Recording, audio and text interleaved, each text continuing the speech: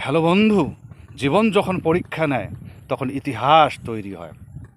বন্ধু, তুমি জীবনের যেই পরিস্থিতিতেই থাকো না কেন, যেই অবস্থায় তোমার হোক না কেন, তোমার যদি দৃঢ় আকাঙ্ক্ষা থাকে, ইচ্ছা থাকে, নিজের উপর যদি বিশ্বাস তোমার থাকে অটুট, তুমি যদি পরিশ্রম করো, লেগে থাকো, বন্ধু, সফলতা তোমার কাছে আসবেই আসবে। ইতিহাসে অনেক সাক্ষী রয়েছে। উদাহরণস্বরূপ আমরা এপিজে কালামের কথা বলতে পারি।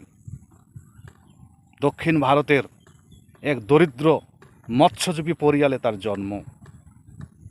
সকালবেলা খবরের কাগজ বিলি করতেন এবং রাত্রে বাতি নিভিয়ে যাওয়া পর্যন্ত সে পড়াশোনা করত। আর এই লোকটাই মিসাইল ম্যান রূপে পরিচিত হলো। কেউ জানতো না। বন্ধু, ভারতের সর্বোচ্চ যে পদ, সে পদে, রাষ্ট্রপতির পদে সে আসীন হয়েছে। SLV-3 যখন প্রথমবার উৎক্ষেপণে ব্যর্থ হয়, তখন সারা ভারতের চোখ তার উপরে পড়েছিল, সারা পৃথিবীরবাসীর চোখ তার উপরে পড়েছিল।